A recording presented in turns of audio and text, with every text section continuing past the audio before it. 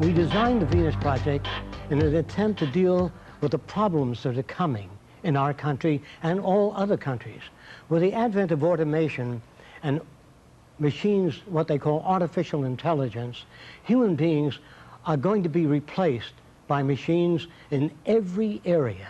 Most people think that only the industrial worker on the production line who tightens bolts, he will be replaced, but not me. I have a mind, an intellect. They can't replace that.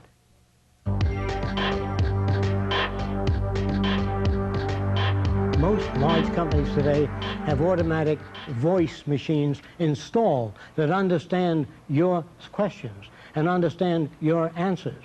And the machines are getting more and more sophisticated. And somebody once posed a question, they said, well, can a machine ever surpass the performance of the designer? It can't be more intelligent than the guy that designed it or the young lady that designed it. Well, I know a little guy that designed a machine to pick up freight trains and empty them, and he can't do that. Machines always surpass the performance of the designer. The designer in a Coke factory can't move bottles fast as the machines can.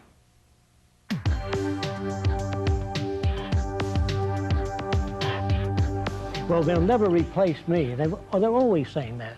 We can replace anybody in any field. Today, those of you that are not familiar with it, there are machines today that are already being designed, built, and used experimentally for brain surgery, all manipulated by machine.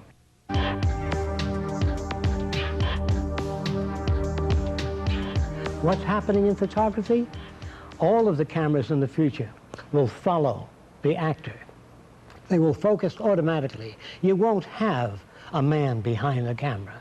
And most of the actors in the future will be phased out. What they'll do is photograph the head in all positions with the lips moving in every which way and generate their own characters. On television, you will have announcers that do not exist. They will be generated images in color, the sweet old lady with the gray hair. Everything will be simulated, and you will learn to love those actors. And a person once said to me, well, surely if I know the images are generated, they're not real, I'm not going to respond. Do you know how many people weep at Walt Disney's color drawings?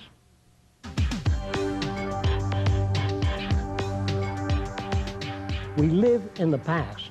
And our society is rapidly moving downhill. An increase in crime, our educational system seems to be failing, our ability to outproduce other nations seems to be slowing down, we seem to be less innovative. We used to be #1 in new inventions in this country. Today we are 18th and slipping behind. This is what worries me. What worries me is the general direction our society is headed for. The purpose of the Venus Project is to redesign our society, not according to my wishes, but according to national need, to redesign our society so that it works. So when new machines come into industry, instead of you working 5 hours a day, you work 2 hours a day, and you work 3 days a week for an increase in income. That's how I want to use machines.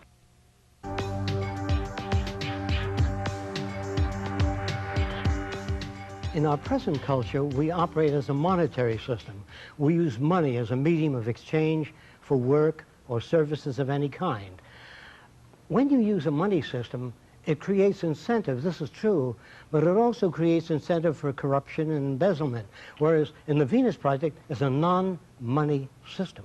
Now think about this. When we have a depression in any country of the world, there are still automobiles and vacuum cleaners and houses, but people don't have the money to buy them. The earth is still the same place. What happened? Man designed a set of rules, and his rules operate. But if you live according to natural law, I'm not talking about man-made law, natural law. If you eat food that's bad for you, you get sick, no matter what you believe. If you don't get enough sleep, you collapse. That's natural law.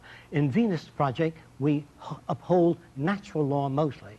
So people learn how to live most effectively. The Venus Project is a non-monetary system, a resource-based economy. We have enough resources today in America alone and the world to build anything for anybody. There need not be street people, hungry people. We have all the technology to supply more than the needs for everyone. Fast. I'm not talking about 100 years from now. It would take 10 years to change the surface of the Earth to a second Garden of Eden, if we choose to do so.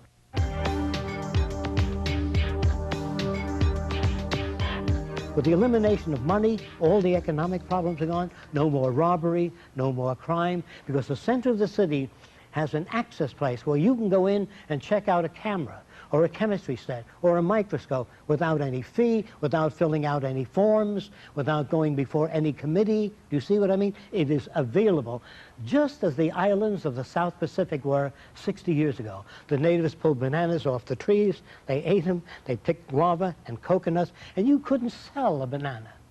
And you couldn't sell sand or salt water. There was so much of it, so much fish, that no one bothered each other. They never worked. All they did is went out in their canoes, went fishing, scuba diving, had fun, and the Polynesians had no word for work. Did you know that? Isn't that fantastic?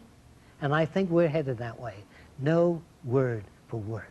You go back to school, art centers, music centers, cultural centers, you travel, scuba dive, think, write books, produce films, or whatever the hell you want to do. This is our aim. This is where we're going. If we don't make these changes, it's going to be a catastrophic, slow process of human suffering and misery, possibly winding up with some kind of dictatorship, which I have a tremendous fear of. So the Venus Project is designed to attempt to avoid that kind of problem.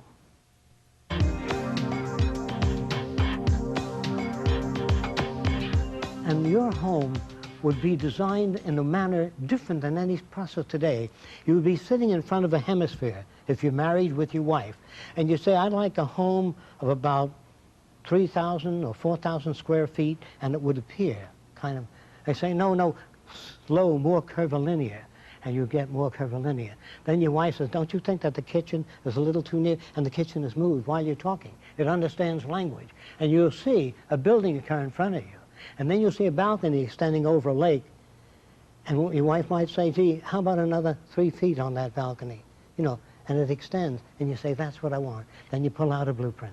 You see? No more, I'm an architect, I'll design the house for you. That's not for you.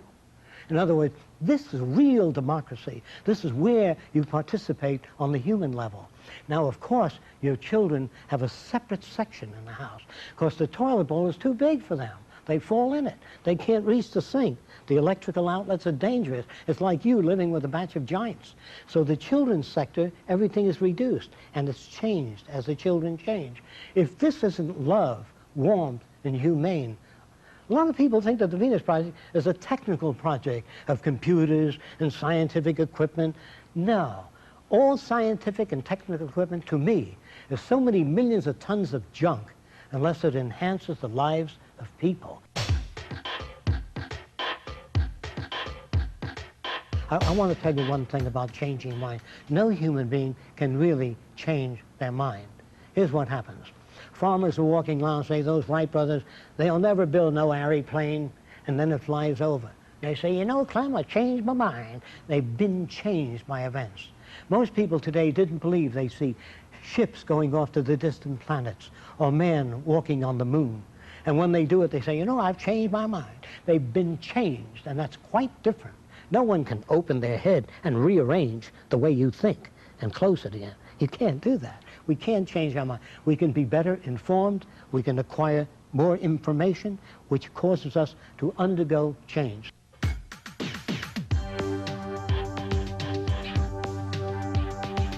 We want to translate what all religions talk about into a working process called the Venus Project. It is not a technical dictatorship. It is not 1984 or Brave New World. It is instead using the best of science and human technology to reclaim the earth, to remove the radioactive materials we've dumped all over the place and find a use for them, to do research and development in improving human relations and human systems. This is what the Venus Project is dedicated to. This is what it's about.